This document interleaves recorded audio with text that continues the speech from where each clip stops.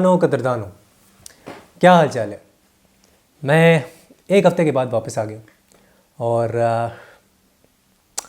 काफ़ी ज़्यादा दर्द, काफ़ी ज़्यादा दुख, काफ़ी ज़्यादा पीड़ा समेटी है मैंने सोचा है कि लिवरपूल को कवर करना चाहिए या नहीं, और मैंने इस नतीजे पे आया हूँ कि लिवरपूल को कवर करना मेरी मेंटल हेल्थ के लिए बिल्कुल ठीक नहीं था। तो yeah I just had to take a break, I took a break and Manchester United versus Newcastle के बारे में मैं बात करने आया हूँ। मैनचेस्टर यूनाइटेड फैंस को बहुत ज़्यादा मुबारक हो सबसे पहले, एंड 6 साल में पहली ट्रॉफ़ी जो है वो उनके हाथ आ गई है एंड वो जीत गए हैं। They have beaten Newcastle 2-0 and एक बहुत ही अच्छी विक्ट्री। एंड जो भी मैनचेस्टर यूनाइटेड फैंस मेरे चैनल को देखते हैं उन सबको मुबारक हो। एंड न्यूकासल के पर्सपेक्टिव से मैं थोड़ा सा पहले बात करना चाहूँगा कि आई डिड थिंक कि 2-0 की ये जो स्कोर लाइन थी, इसमें आप कह सकते हो कि न्यूकासल की 62% पोजेशन थी, तो काफ़ी ज़्यादा उन्होंने बॉल को डोमिनेट किया, but there was no incisive penetration. इस मैच के अंदर काफ़ी ज़्यादा ऐसे प्लेयर्स लगे जो कि इस फाइनल के लिए रेडी नहीं थे, और ऐसा लगा कि जैसे ये फाइनल जो है ना उनके लिए बहुत जल्दी आ गया है। उनकी ये जो जर्नी है to become a top super club, उसमें ये बहुत जल्दी आ गया ये फाइनल। डैन बर्न जैसे प्लेयर्स, शॉन लॉन्गस्टाफ जैसे प्लेयर्स, एल्मिरॉन जैसे प्लेयर्स एंड जोएलिंटन जैसे प्लेयर्स, तो मुझे ये लगा कि अभी भी कुछ ऐसे प्लेयर्स हैं जो कि बिलो एवरेज हैं टॉप लेवल पे खेलने के लिए न्यूकासल के लिए, and some of them are championship players basically. एक दो की अगर मैं बात करूं तो मुझे ऐसा ही लगा, एंड आई डिड थिंक कि एक वो जो ब्रिज गैप है ना, वो जो लेवल्स हैं to play at the very top level and compete at the very top level, वो मिसिंग था काफ़ी हद तक। न्यूकासल ने बहुत अच्छी गेम खेली, लेकिन मैनचेस्टर यूनाइटेड के पास वो विनिंग मेंटालिटी थी जो कि हम अक्सर कार्लो एंजेलोटी की साइड्स में देखते हैं अक्सर। And they did not play, मैं ये नहीं कहूँगा बिल्कुल डोमिनेट करके खेला मैनचेस्टर यूनाइटेड ने, no they were not dominate, but they had a plan, और वो प्लान जो था वो उन्होंने एग्जीक्यूट किया। हम सबको पता था कि वेगहॉर्स्ट जो है उसने पीछे आके ड्रॉप इन करना है, एंड रैशफोर्ड ने वो रन्स निकालने और इंसाइसिव रन्स निकालने हैं, और प्लान ए वही था कि किसी भी तरह रैशफोर्ड को वो बॉल फीड की जाए और वेगहॉर्स्ट जो है ना वो पीछे से एक, वो कहते हैं ना, स्ट्रिंग्स पुल करे, और वो स्ट्रिंग्स पुल कर रहा था। Bruno also had a really great game, but man of the match and man of the moment right now and the bargain of the season is कैज़ेमीरो।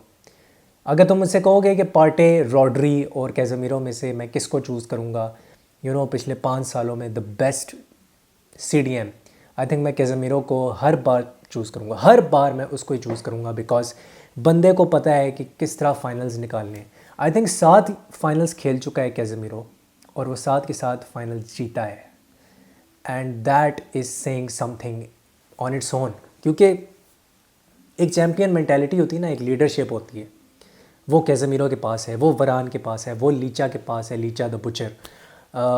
सो 3 ऐसे लीडर्स एरिक टेन हाग ने assemble किए हैं एक एंसॉम्बल cast के अंदर Manchester United के लिए, कि जिसमें अब लग रहा है कि नेक्स्ट सीज़न वो शॉर्ट टाइटल के लिए जाएंगे। All they need I guess is now 2 DMs उनको चाहिए, एक अच्छा और राइट बैक और लेफ़्ट बैक पोजीशंस में उनको चाहिए प्लेयर्स। एंड हैरी मैगवायर भाई, वो ट्रॉफ़ी उसने फाइनली उठा लिया। मग्गू साहब ने ट्रॉफ़ी उठा लिया, Maggu has won the trophy with Manchester United. कभी सोचा नहीं था कि मैं ये मनाज़र देखूंगा, लेकिन yeah he has won the trophy and it seems surreal to say the least.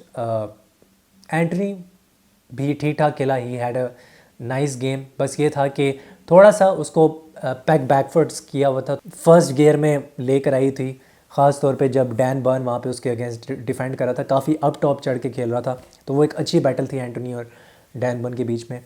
वो जो फाउल हुआ था जिस पे फ्री किक कंसीड की न्यूकासल ने, that was absolutely pathetic.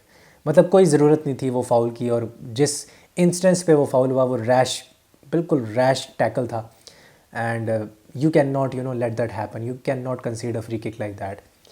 Luke Shaw की बहुत ज़बरदस्त ball, and Casemiro comes on like a hero and just scores the header. तो ये था। एंड जो दूसरा गोल है उस पर मैं कैरियस को बिल्कुल भी कुछ नहीं कहूँगा, क्योंकि वो डिफ्लेक्शन थी, वो साफ पता लग रहा है डिफ्लेक्शन है। मुझे नहीं लगता कैरियस कुछ ज़्यादा कर पाता, वो थोड़ा सा लक वहाँ पे फैक्टर आ जाता है। सो मैं लक को काफ़ी ज़्यादा कहूँगा कि न्यूकासल के काफ़ी अगेंस्ट रहा फाइनल में। थोड़ा सा लक भी और थोड़ा सा उनका जो क्वालिटी ऑफ प्लेयर्स था, दैट क्वालिटी, मुझे लगा कि जो मोमेंट था ना उसमें न्यूकासल यूनाइटेड के जो प्लेयर्स थे वो बह गए, मुझे ऐसा फील हुआ। It was too much a big moment for them and they did get a bit nervous. तो बड़े स्टेज पे परफॉर्म करने के लिए आपको बड़े प्लेयर्स चाहिए होते हैं। ब्रूनो गमारिश वो बड़ा प्लेयर लगा कि वो उस बड़े मोमेंट पे खेल सकता है, बट मैनचेस्टर यूनाइटेड के पास क्वालिटी बहुत ज़्यादा थी और बिग गेम प्लेयर्स और लीडर्स बहुत ज़्यादा थे, यही मैं कहूँगा। And they had a tactical plan जो कि एक काउंटर अटैकिंग बेसिकली प्लान था। एक ऐसा प्लान था कि न्यूकासल को बॉल रखने देनी है, they will keep the ball, लेकिन जब हमारे पास बॉल आएगी हम उसका पूरे तरीके से यूटिलाइजेशन करेंगे और तहस नहस कर देंगे न्यूकासल को, और वही उन्होंने किया। If I am not mistaken Newcastle की सिर्फ 2 शॉट्स ऑन टारगेट थी, एंड वही बात है कि पेनिट्रेटिव जो है ना, एक इंसाइसिवनेस फाइनल थर्ड में वो नहीं था। Allan Saint Maximin, I think he has to go. ये न्यूकासल फैंस भी जानते हैं, जो भी लोकल न्यूकासल फैंस है, दे नो कि he has to go. I don't think कि उसके पास वो एक फ़ाइनल थर्ड वाला पास है या उसके पास वो डिसाइसिवनेस है जो जिससे कि आपको वो मैचेस जितवा सके, मुझे ऐसा लगता है। आइजैक को मिस किया न्यूकासल ने, एंड आई डिड फील कि अगर आइजैक खेलता तो ज़्यादा एक इंसाइसिवनेस, डायरेक्ट अटैक ज़्यादा आते। लेकिन एलन सेंट मैक्सिमन के साथ ये था कि वो बीट तो बहुत दफ़ा कर रहा था, बॉल चिपकी हुई थी उसके पैरों के साथ और 1-on-1 में काफ़ी बीट कर रहा था, ख़ास तौर पे डेलो को। लेकिन एरिक टेन हाग के पास एक और जवाब था और सब्स्टिट्यूट किया उसने डेलो को और वो वैन बिसाका को लेके आया, and then Allan Saint Maximin had no answers. तो he was pretty indecisive in the final, and यही वजह है कि न्यूकासल यूनाइटेड जो है वो फाइनल नहीं जीत सकी। कैरियस था, ठीक है, I don't want to comment much on that क्योंकि वो उनका थर्ड चॉइस कीपर है अगर देखा जाए तो पोप अगर होता तो मुझे लगता है कि कहीं ना कहीं शायद वो भी ना सेव कर पाता, बिकॉज़ वो जो सेकंड गोल हुआ है वो डिफ्लेक्शन इतनी बुरी है और इतनी फजूल किस्म की है कि मुझे मुश्किल लगता है कि पोप भी वो सेव कर पाता। बट ये हर किसी का अपना एक कहते हैं ना पर्सनल डिस्क्रिशन होती है कि वो उसके बारे में क्या सोचता है उस गोल के बारे में। तो ये था, and many congratulations to Manchester United. दूसरी तरफ जी बार्सिलोना भी अल्मीरिया से हार गई, एंड दूसरी लीग गेम है जो बार्सिलोना हारी है, एंड हमने देखा कि पेड्री जो था वो नहीं था। पेड्री पे बहुत ज़्यादा ओवर डिपेंडेंस है बार्सिलोना की, पिछले कोई चंद गेम्स में वो नहीं फीचर हुआ, एंड पेड्री मतलब पहले जैसे मेसी के ऊपर ओवर डिपेंडेंसिया थी और अब पेड्री के ऊपर है, तो वो वही चीज़ रेप्लिकेट हो रही है। Gavi didn't have a good game on that left hand side, और कैसी इस गेम के बाद तो मुझे ऐसा लगा कि जैसे वो बार्सिलोना के लिए खेलने के लायक ही नहीं है। I know that's a big statement, लेकिन बहुत बुरी गेम थी यार उसकी, बहुत बुरी गेम थी।